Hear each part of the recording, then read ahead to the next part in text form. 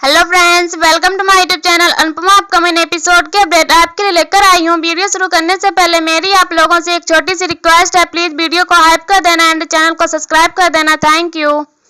गौतम अंश का हाथ उठाने की कोशिश करता है लेकिन अंश से थप्पड़ मार देता है और साफ साफ कहता है कि गौतम ने प्रार्थना की इज्जत नहीं की। लेकिन हर मर्द ऐसा नहीं होता।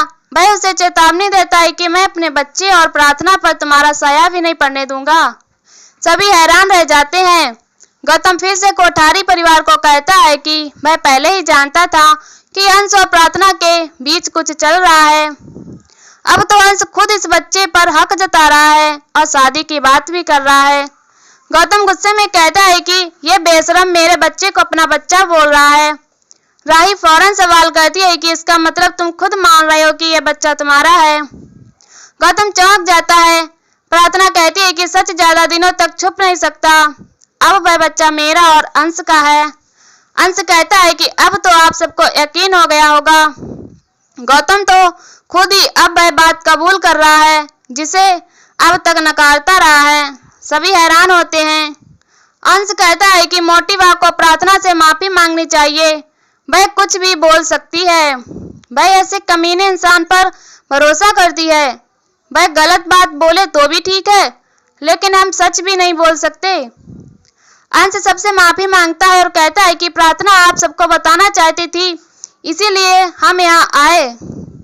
प्रार्थना कहती है कि मेरे लिए आज भी आप सब मेरे अपने हैं। परी, राही और प्रेम प्रार्थना और अंश के साथ खड़े हो जाते हैं और उन्हें गले लगाते हैं। माही उनके पास जाने लगती है लेकिन तभी उसकी नजर ख्याति पर पड़ती है और वह रुक जाती है। इसी बीच मोटी वह चिल्लाती है और गुस्से में प्रार्थना से कहती है कि वह इस रिश्ते को कभी स्वीकार नहीं करेगी। अंश कहता है कि यह पहला ऐसा घर है जिसमें अपने ही बच्चों में खोट दिखता है, लेकिन यह गौतम जैसा खोटा सिक्का नहीं दिखता।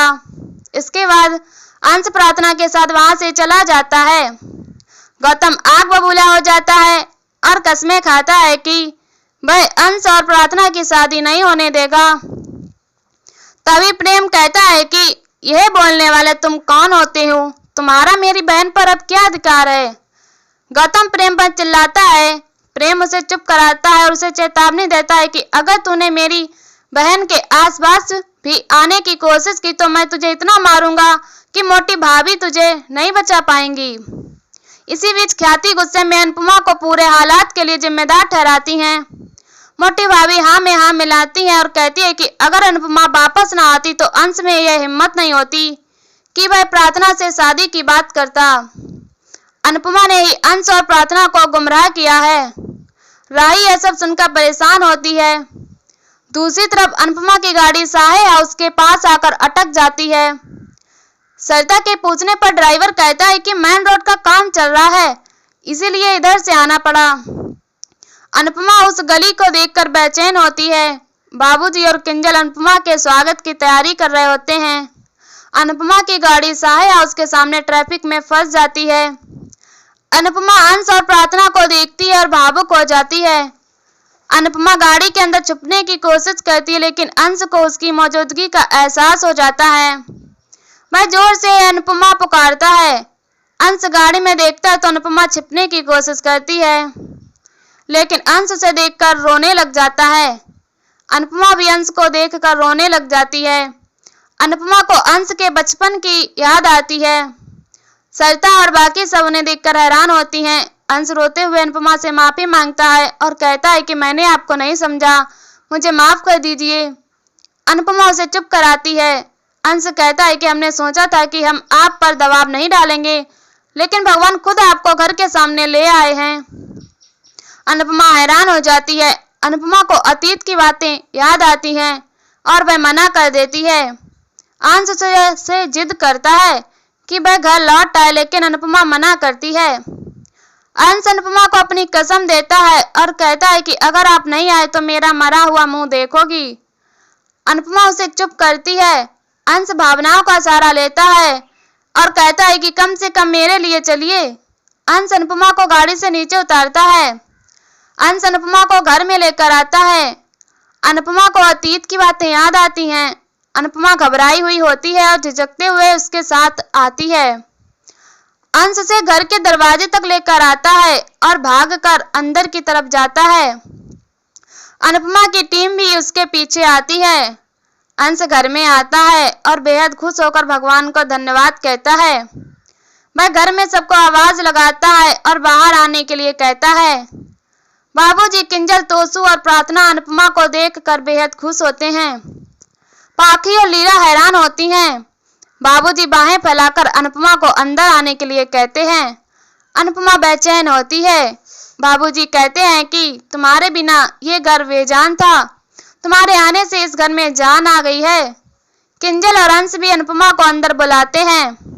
मोहल्ले वाले बातें करते हैं और कहते हैं कि अच्छा हुआ कि अनुपमा यहाँ आ गई, इसके बिना इस घर का बुरा हाल था।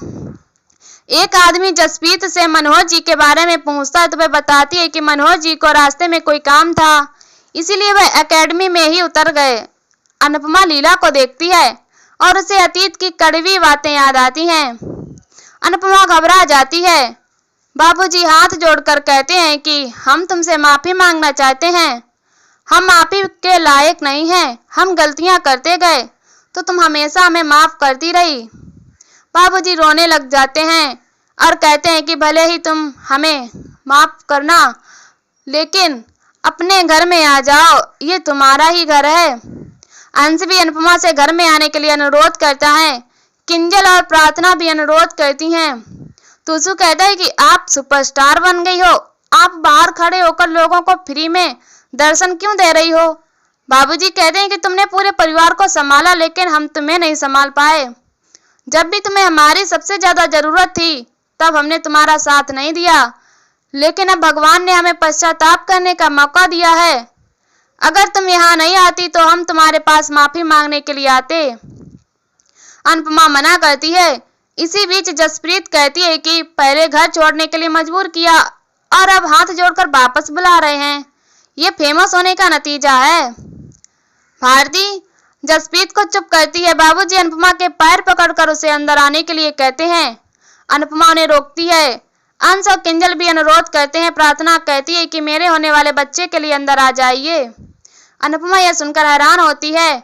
तोसू अनुपमा के पैरों में गिरकर कहता है कि मुझे आपकी सेवा करने का मौका दो। अनुपमा गुस्से में उसे हटाती है। अनुपमा हाथ जोड़कर कहती है कि मैं यहाँ नहीं आऊंगी, मैं आप सब से बाहर मिल लूंगी। वह जाने लगती है। तभी बाबूजी उसका हाथ पकड़कर कहते हैं कि तुम ये समझ लो कि यह तुम्हारे बाप की अंतिम इच्छा है। अनुपमा कहती है कि आप ऐसा क्यों बोल रहे हो। बाबूजी कहते हैं कि आज मेरे अंदर का पिता कमजोर पड़ गया है, क्या पता इस कंपटीशन के बाद मैं शायद तुम्हें मिल पाऊंगा या नहीं। मुझे मेरी गलती सुधारने का एक मौका दे दो। अनुपमा भावुक हो जाती है और असमंजस में पड़ जाती है। इसी के साथ एपिसोड खत्म हो जाता है। अगले एपिसोड में देखने को मिलेगा कि लीला को अंश और प्रार्थना के रिश्ते के बारे में पता चलने से वह नाराज होती है और गुस्से में कहती है कि इतनी बड़ी बात कोठारी परिवार को पता है, इस अनुपमा को पता है, लेकिन मुझे पता नहीं है। अंश प्रार्थना से साफ कहता है कि कोई माने या न माने, लेकिन हमारी शादी जरूर होगी। लीला भी गुस्से में अंश को चेतावनी देती है कि अगर तुमने ये शादी करी तो तुम मेरा मरा हुआ मुंह देखोगे। अंश और प्रार्थना लीला को मनाने के लिए अनुपमा से अनुरोध करते हैं। इसके बाद अनुपमा लीला को समझाने के लिए आती है तो लीला कहती है कि यह रिश्ता सही नहीं है। अनुपमा कहती है कि आजकल कोई भी रिश्ता सही नहीं है, आजकल लोग छोटी सी बात पर तलाक दे रहे हैं।